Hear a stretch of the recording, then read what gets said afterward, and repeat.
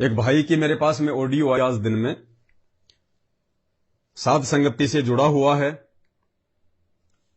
और voice message किया उन्होंने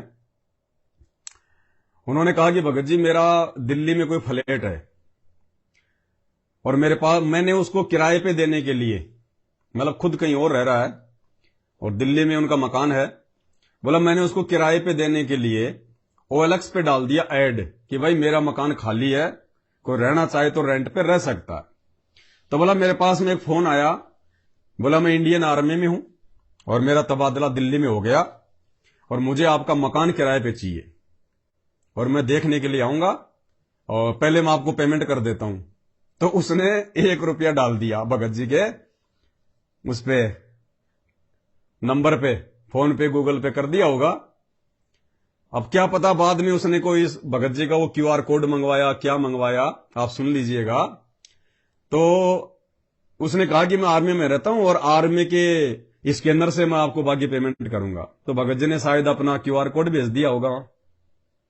उस भाई ने 2 बार में 50-50 हजार रुपए करके और 1 लाख रुपया उसका 2-4 दिन पहले उसके खाते से तुरंत उड़ा दिए। क्योंकि आपको पता है आजकल ऑनलाइन ठगी का काम है। आदमी को मेहनत करते हुए जोर आता है, आध्यात्मिक ज्ञान है नहीं।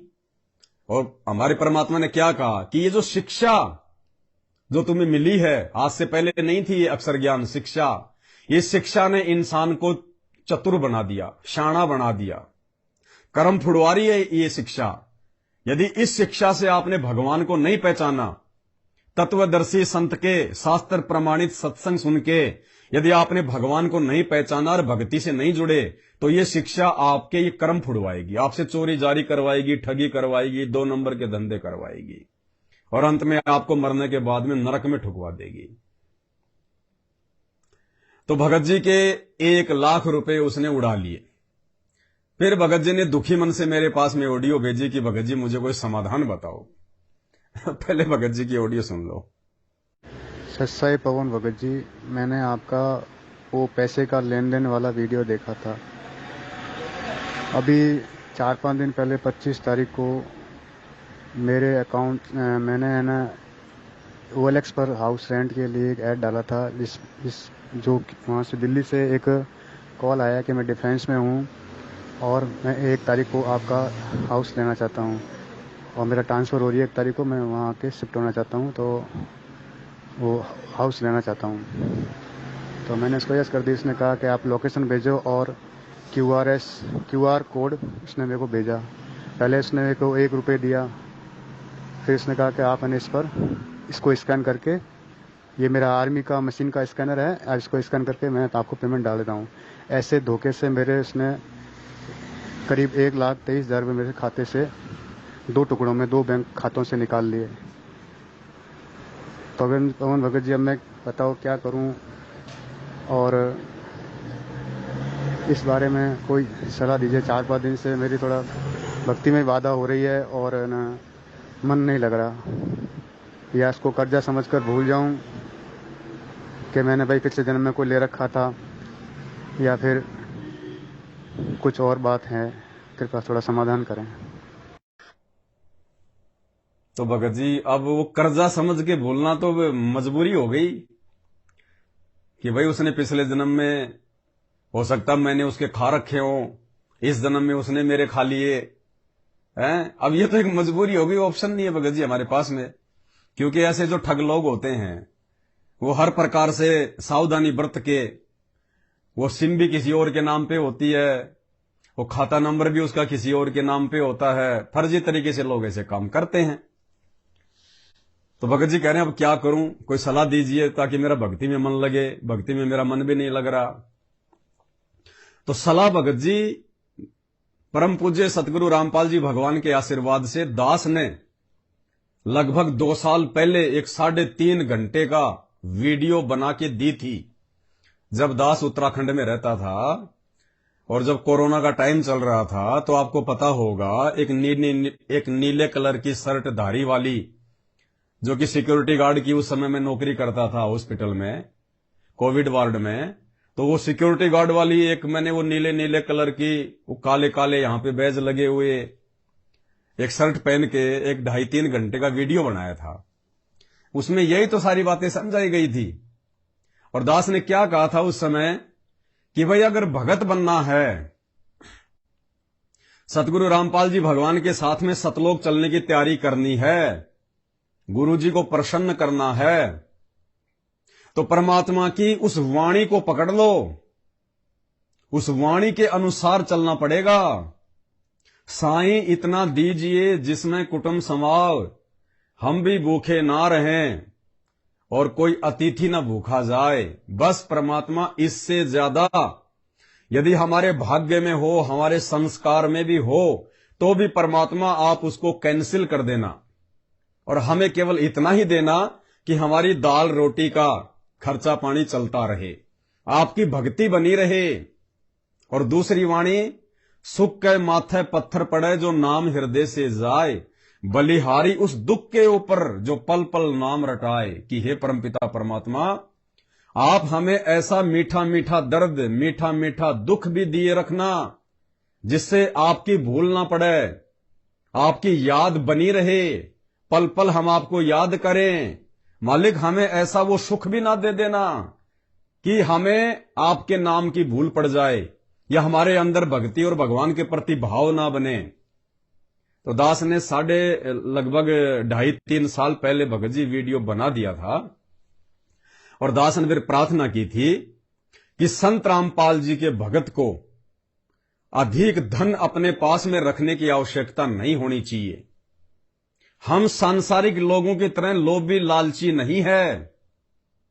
कामी क्रोधी लालची इनसे भक्ति ना होए, भक्ति करे कोई सूरमा, जात वर्ण कुल खोई। तो दास ने कहा था कि यदि आपका कोई अकाउंट है, कोई खाता है, तो अपने अकाउंट या खाते में 20-30 हजार रुपए से ज्यादा भगत के पास में नहीं होने चाहिए। अगर ज्यादा धन है, ज्यादा पैसा है, तो अपने घर पे रखो, कैश में रखो, नगद पे रखो। इन बैंकों में आपने 25-30 या 50 हजार रुपए से ज्यादा नहीं रखना चाहिए, क्योंकि समय आने वाला पता नहीं कौन सी वो करवट ले, ना जाने ऊंट कौन सी जो है वो करवट बैठे, कौन सी वो करवट लौटे। ये कब ये बैंक बंद हो जाएंगे, कब कोई मैनेजर पैसा लेके भाग जाएगा, सरकार बैंक को दिवालिया घोषित कर देगी, तुम्हें तुम्हारी उस इनकम का 5% देगी सरकार। आजकल ऑनलाइन ठगी के धंधे चल रहे हैं। लोग अपने लोभ लालच में आके, मीठी मीठी बातों में आके अपने खाता नंबर दे देते हैं, अपने वो पिन नंबर दे देते हैं, स्कैनर भेज देते हैं। तो दास ने प्रार्थना की थी कि भाई 50,000 से नीचे नीचे अपने खाते में पैसे रखो कि कहीं जाना पड़ गया, इमरजेंसी में 10-20 हजार रुपए की जरूरत पड़ गई तो अपना निकाल लो और अपना काम कर लो। बैंक में ज्यादा पैसे रखने की आवश्यकता नहीं है। इसका फायदा हम लोग इस प्रकार की ठगी से बचेंगे और दूसरा, हमें बैंक का ब्याज नहीं खाना पड़ेगा, बैंक का ब्याज का पैसा भी नहीं लेना पड़ेगा हमारे को। लेकिन नहीं ध्यान दिया। अब नहीं ध्यान दिया तो उसका खामियाजा भुगत रहे हैं।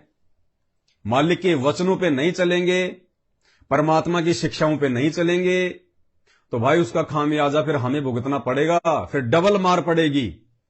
परमात्मा कहते हैं या तो समय रहते मेरे ज्ञान को आधार बना के तुम समझ जाओ, सही रास्ते पे चल पड़ो, अन्यथा यदि मैं सही रास्ते पे चलाने के लिए निकल पड़ा, यानी परमात्मा जब अपनी प्रोसीजर स्टार्ट करेगा, फिर भगत को दर्द होगा, फिर पीड़ा होगी। अब बताइए, इतना पैसा आपका 1.5 लाख के आसपास, 1.25 लाख के आसपास आपका रुपया चला गया है? और परमात्मा की सेवाओं में आपने कितना का लगाया भगत जी? है? परमात्मा की सेवा में आपने कितना का लगाया? 1000 रुपए दिखाते हो, 500 दिखाते हो, 5000 रुपए दिखाते हो।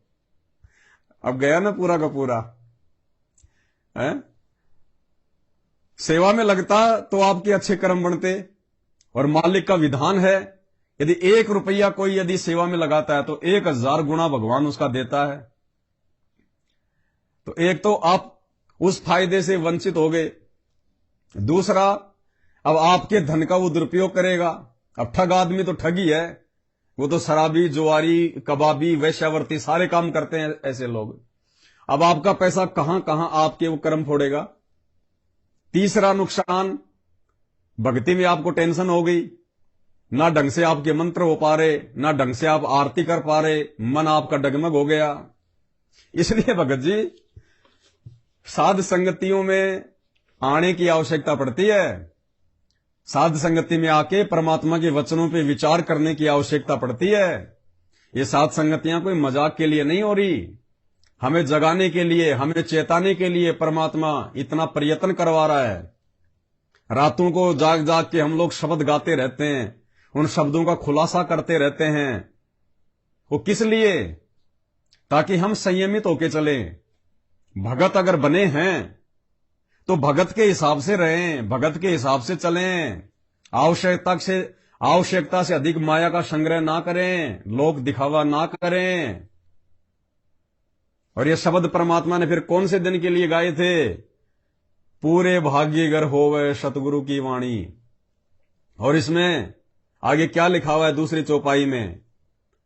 झगड़ा चोरी अगन लग जावे, झगड़ा चोरी अगन लग जावे, नशे बीमारी में धन बहुत नसावे, नशे बीमारी में धन बहुत नसावे, भाग्यवान तो धर्म फैलावे, भाग्यवान तो धर्म फैलावे, वह बीज धर्म का बोवे, सतगुरु की वाणी पूरे भागी घर होवे, सतगुरु की वाणी। क्या करे परमात्मा? जो भगत धन को धर्म पे नहीं लगाता है, अरे साध संगति से बढ़ के धर्म वर्तमान में धरती पे कहीं नहीं है। यदि पहले कहीं कोई धर्म हो रहा था तो सतगुरु रामपाल जी भगवान जहां पे साक्षात सत्संग करते थे वहां हो रहा था, या फिर आज हिसार जेल में हो रहा है जहां परमात्मा लोगों को सुबह सुबह चाय और बिस्कुट बांटते हैं, या फिर उनकी गैर हाजिरी में वर्तमान में जेल से बाहर केवल साध संगतियों में असली धर्म हो रहा है। बाकी तो सब धर्म को धंधा बना के बैठे हैं इन आश्रमों में, उनके परिवार वाले, उनके रिश्तेदार, ये कोऑर्डिनेटर। तो मालिक कहते हैं कि पैसे को आप धर्म पे लगाओगे, सही सेवा में लगाओगे, तो आपका पैसा बचेगा, तो आपके पैसे की परमात्मा सही कीमत आपको देगा। अन्यथा झगड़ा चोरी और अग्नि लग जावे, ऐसे ऐसे नुकसान उठाने पड़ते हैं भगत को। नशे बीमारी में धन बहुत लगावे और भाग्यवान तो धर्म पे लावे। अब भाई धर्म पे ना लगाने का नतीजा है ये। थोड़े दिन पहले दिल्ली की एक बहन है मीठापुर की, लाली दासी, बहन ने पाठ के पैसे निकाल के रखे हुए थे।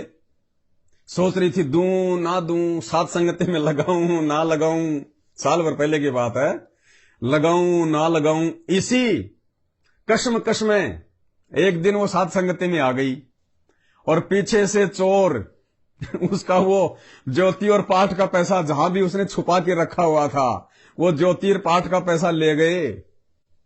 बहन ने वापस घर पे जाके देखा, फिर फोन किया, बोले भगत जी पाठ का पैसा चोरी हो गया। वो बहन जी साध संगति में आई थी, परमात्मा की इतनी सेवाएं जो है वो जो है चलती रहती हैं, क्यों नहीं लगाया आपने? कौन से दिन के लिए रखे हुए थे भाई?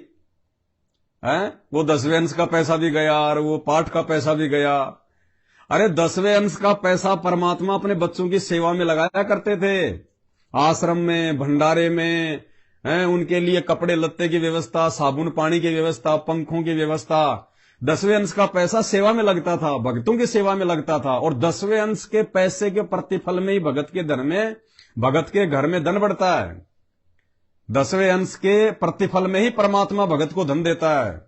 बाकी ज्योति पाठ ये तो अपने संकट निवारण के लिए होते हैं, लेकिन जो 10वें अंश का पैसा होता है उसके बदले में परमात्मा भगत को परेशानी नहीं आने देता।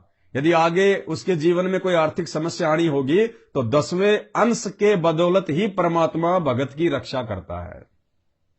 और 10वें अंश का पैसा तुमने घर पे जमा कर रखा है, क्या काम आएगा भाई? परमात्मा को तो जेल में जेल प्रशासन 2 टाइम की रोटी दे रहा, 2 जोड़ी उन्होंने उनको कपड़े दे रखे हैं। तुम क्या करोगे उस पैसे का रख के? और जब परमात्मा आएगा जेल से बाहर, उस समय तुम्हारे पैसे की तरफ कोई देखेगा भी नहीं। ये भगवान बन के आएगा, भगवान बन के निकलेगा। अभी लोगों को इंसान लग रहा है, जब बाहर आएगा ना तब भगवान बन के आएगा। और उस समय ये बड़े बड़े ये धन कुबेर, ये चाहे तो पूरा स्टेट खरीद के दे दे परमात्मा के चरणों में। उस समय हमारे पैसे की क्या वैल्यू होगी उनके आगे? हमें तो दर्शन भी दुर्लभ हो जाएंगे परमात्मा के। उस समय क्या करेंगे परमात्मा तुम्हारे धन का? ये धन की आवश्यकता आज है परमात्मा को, उनके बच्चों की सेवा के लिए। ये पुस्तकें छप रही हैं, साथ संगति में आपको हर प्रकार की सामग्री फ्री बांटी जाती है, मेमोरी कार्ड दिए जाते हैं, आते हैं जाते हैं, उसका खर्चा। हर प्रकार से परमात्मा सोशल मीडिया पे लाइव आते हैं। ये बाद में कोई आवश्यकता नहीं है उसकी, और बाद में फिर वही होगा जो हो रहा है। या तो कोई चोर चुरा ले जाएगा, या आग में जल जाएगा, या और किसी काम में हो जाएंगे बर्बाद, कोई बीमारी हो जाएगी, या कोई ऑनलाइन को ठगी कर लेगा जैसे भगत की कर ली, तो बाद में कोई लेना देना नहीं है।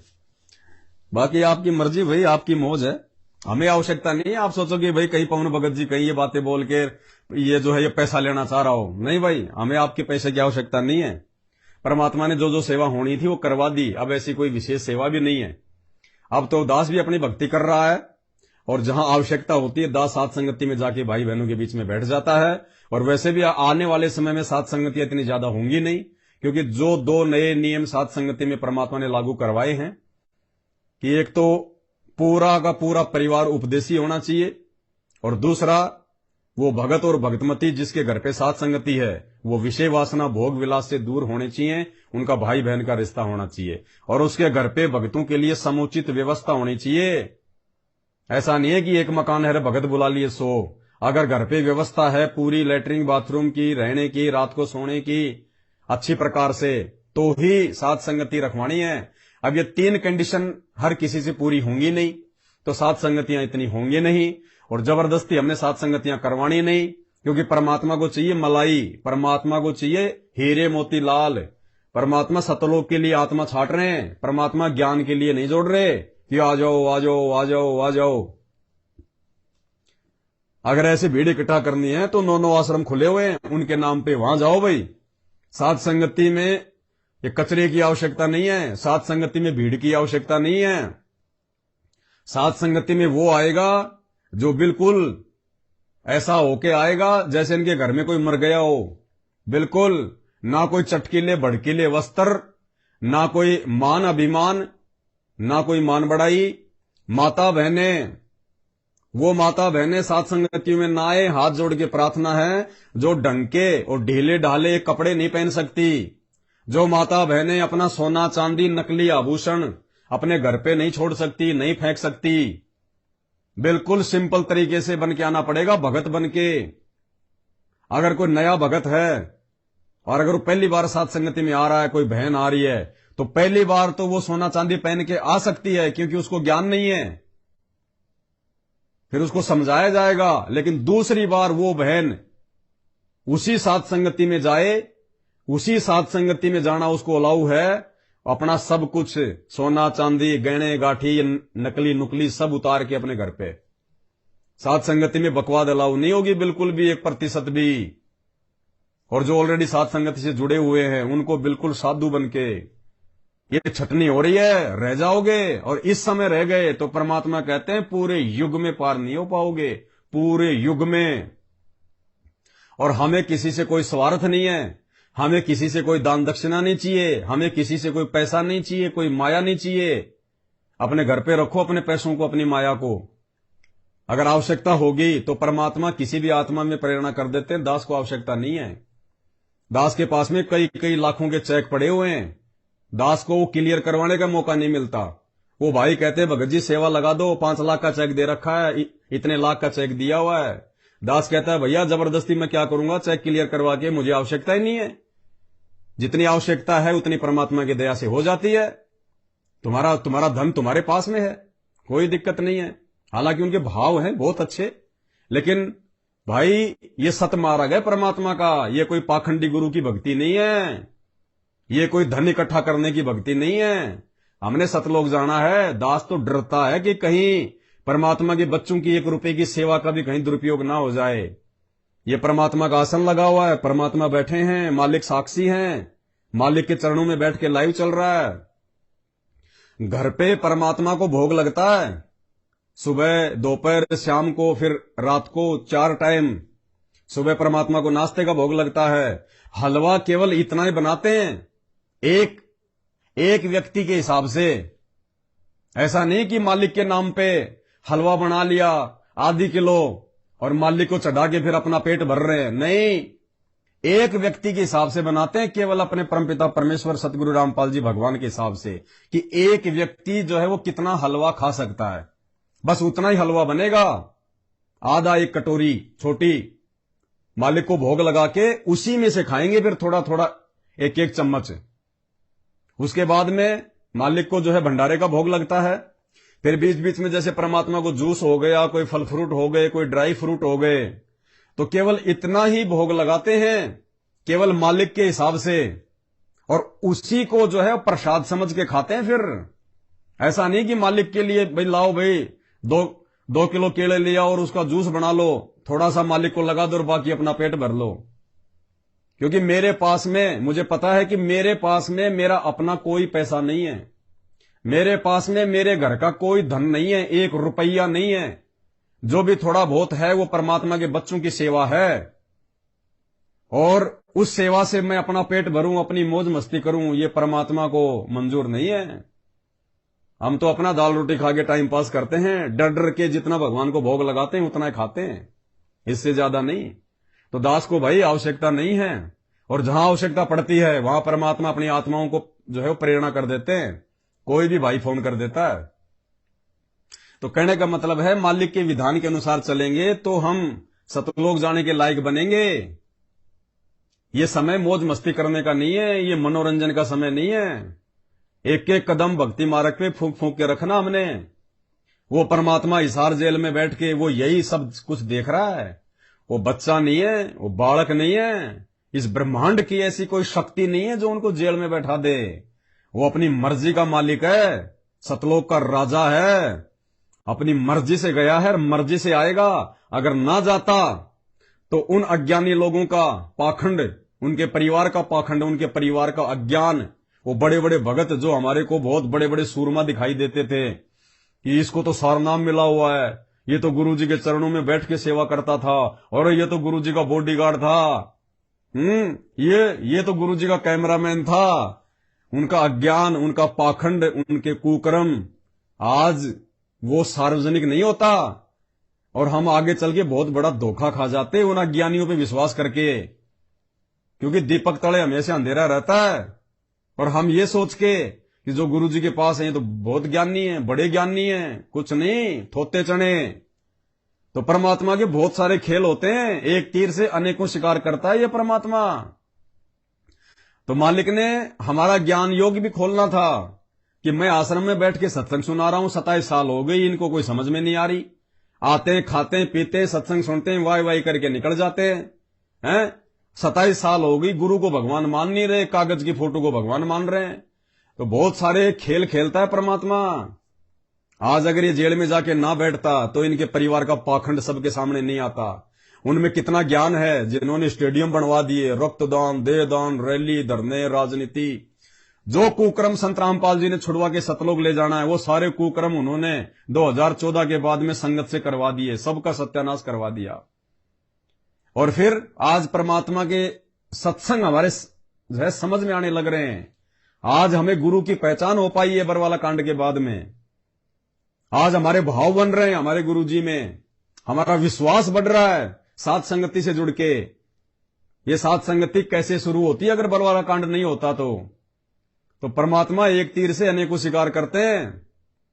तो भाई और बहनों, हमने सतलोक जाने की जो है वो तैयारी करनी है। ना दुनिया देख के चलनी, ना इन भक्तों को देख के चलना, ना गुरु जी के उस कलयुगी परिवार को देख के चलना। वो क्या कर रहा है, क्या खा रहा है, कैसे चल रहा है, भाड़ में जाए, उनके कर्म उनके साथ है। जितना हमने समझाना था संगत को समझा दिया, हजारों वीडियो बना दिए, देख लो सोशल मीडिया पे। अब हमने अपने आत्मिक उद्धार के लिए आगे बढ़ना है, तो भगत जी उसके लिए हमने परमात्मा की प्रत्येक मर्यादा में, प्रत्येक वचन में चलना पड़ेगा। साईं इतना दीजिए जिसमें कुटुंब समाव, हम भी भूखे ना रहें साधु न भूखा जाए। इस वाणी को फॉलो करना पड़ेगा।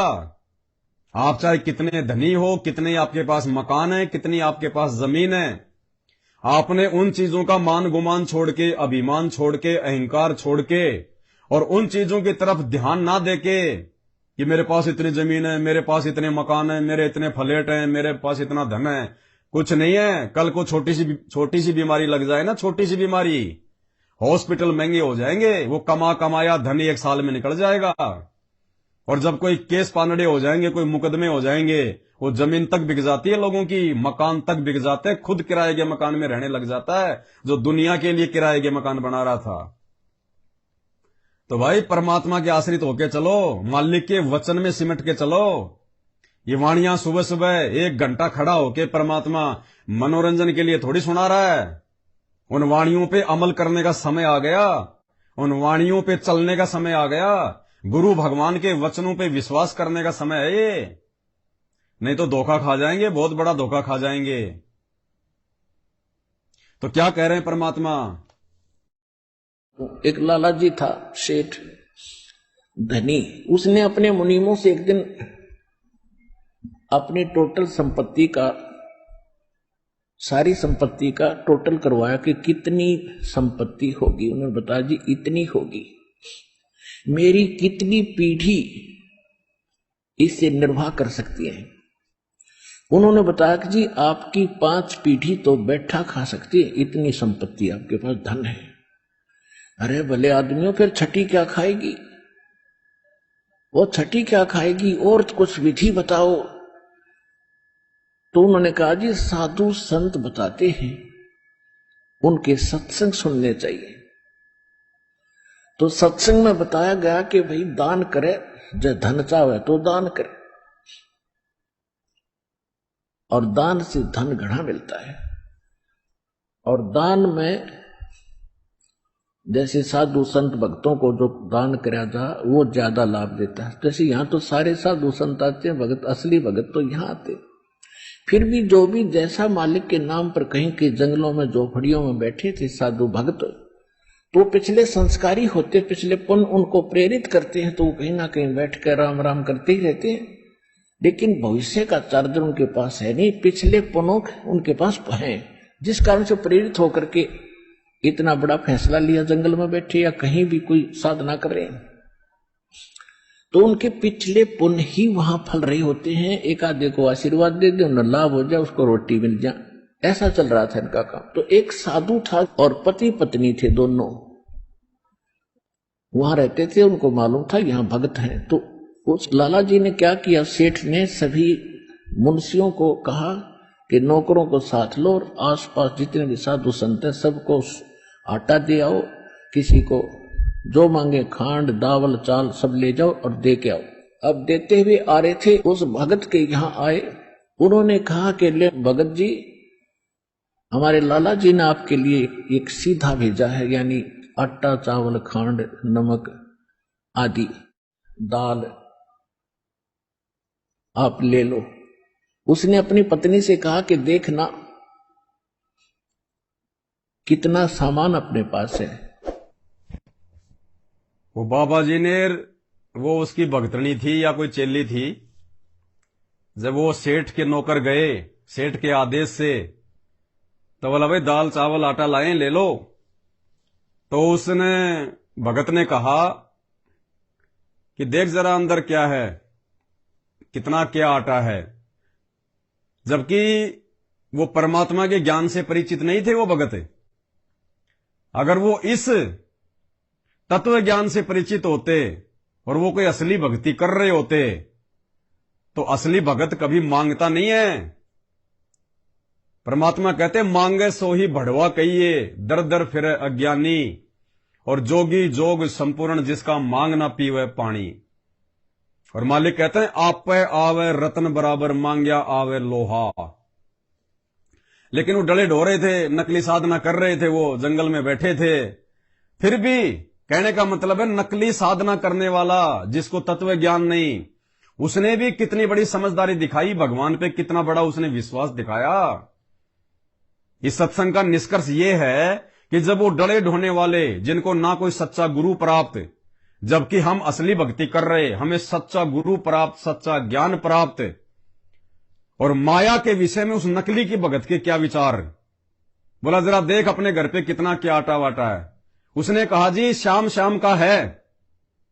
तो उसने भगत ने कहा कि भाई नहीं चाहिए तुम्हारा चावल दाल ले जाओ। बोला क्यों? बोले हमारे पास में बोलो शाम का भोजन है।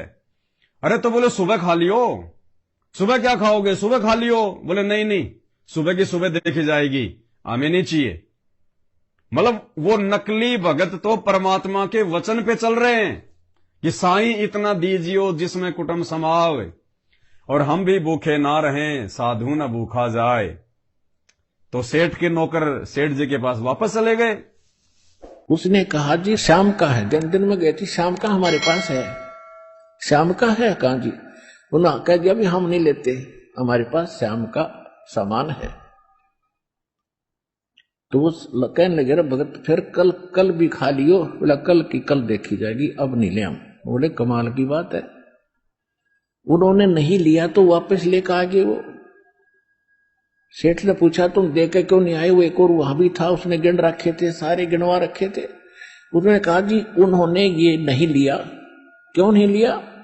उसने ये कहा कि शाम का तो है, सुबह का भगवान और देगा, आप देगा, हम टेंशन नहीं लिया करते। अब उस लाला जी का सिकरो घूमया फिर दिमाग का, अरे तेरा गजब हुई हो, मैं तो छठी पीढ़ी का ठेका ले रहा हूं, सुबह की भी परमात्मा पर छोड़ दी। वहां से चलकर वहां आया, उसने पूछा कि भाई आप ऐसा निर्णय क्यों ले रहे हो, भूखे मरोगे? भूखे? वो कहने लगे भूखे मरा करें वो जो भगवान पर विश्वास नहीं करते। और हमें भगवान आगे से आगे देखता उसने, क्योंकि ज्ञान सुन रखा था, लाला जी को बैठा लिया।